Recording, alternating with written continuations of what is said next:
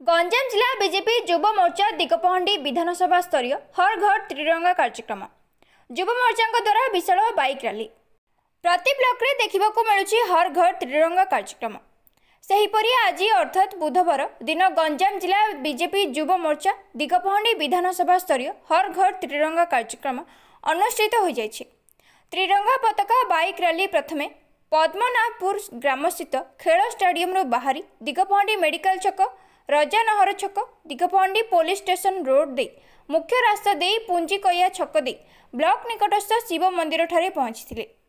हर घर त्रिरंगा नारे सारा अंचल कंपी उठिथिला और देश पई बलिदान देइथिबा वीर पुरुष मानक स्मृतिचारण करथिले। एहासह देशर गौरवमय इतिहास को मन पकाई आसंता काली समस्त घरे घरे त्रिरंगा पताका लगाई त्रिरंगा पताका को सम्मान देवाई विधायक महोदय आह्वान देइथिले। 75तम स्वाधीनता दिवस रे आरंभ होइथिबा आजादी का अमृत महोत्सव कार्यक्रम चलित वर्ष देश 78तम स्वाधीनता दिवस पालन कराजिबो। गत 9 तारिख आरंभ होइथिबा कार्यक्रम आसंता काली सरिबो बोली श्री महापात्र कहिसंदी।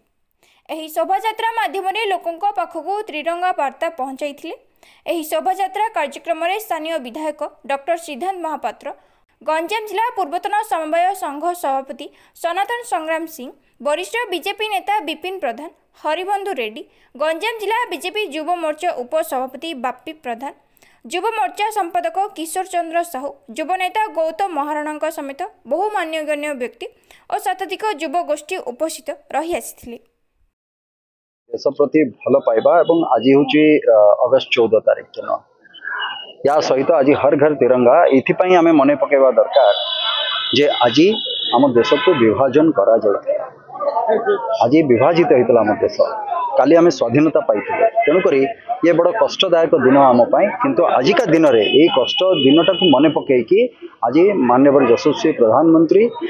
नरेंद्र मोदी महोदय एवं आमर प्रिय मुख्यमंत्री मोहन चरण मांझी महोदय एमानकर आह्वान क्रमे आज आम हर घर तिरंगा से जो देश स्वाधीनता पाइबा परर जो खुशी एवं आज जो दुख थिला से समय आजिका दिन जो दुख थिला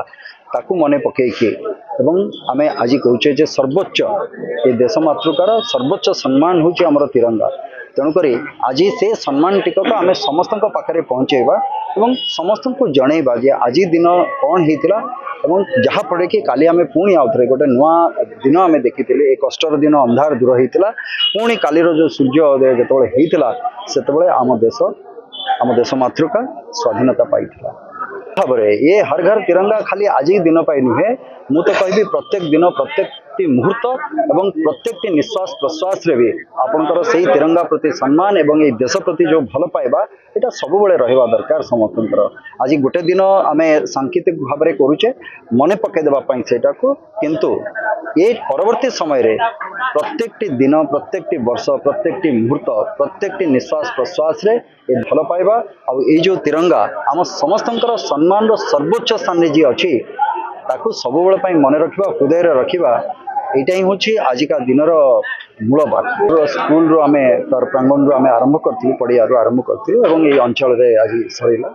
जे यही कार्यक्रम को आम खाली यही गोटे दिन भितर सीमित न रखिकी समय समय क्रमे आम यहीटा को करवा बोली आम भावुँ आमर जो मैंने नेतृत्व अच्छा बस गोटे निष्पत्ति नहीं कि समय क्रमे आम करवा एवं जो मानक बलिदान पाई जो वीर पुरुष मानकर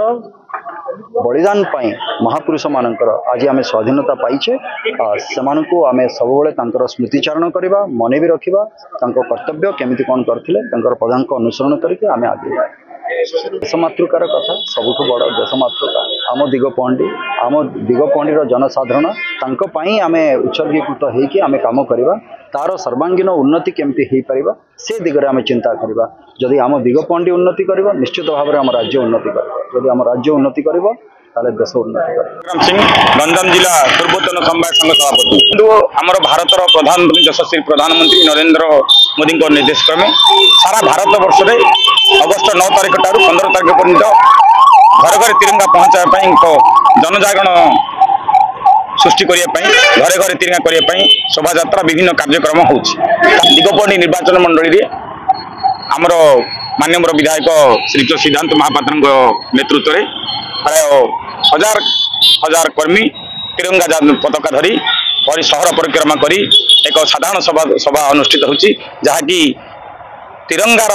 विषय वस्तु उपर जनजागरण एक सृष्टि हम से देशभक्त किमिदी लोक मानकर जागरण सृष्टि हम देशपाई किमिदी लोकंकर मनोवृत्ति बढ़िबो तेणुक आज तिरंगा यात्रा दिगपहंडी निर्वाचन मंडली अंतर्गत दिगपहंडी ठारे सिद्धांत महापात्र नेतृत्व में आज अनुष्ठित होची पदयात्रा होची घर घर तिरंगा आम घर घर तिरंगा दौचु से विभिन्न माध्यम आम जनजागरण सृष्टि करने तिरंगा पताका आम घर घर दौचु किंतु आज एक बाइक रैली शोभा पद्मनाभ दिगपहंडी ब्लॉक निर्वाचन मंडली पद्मनाभ ठारू दिगपहंडी एनएसी परिक्रमा कर पुंजकाई छकटार एक साधारण सभा अनुष्ठित करने निष्पत्ति होता बर्तमान चली।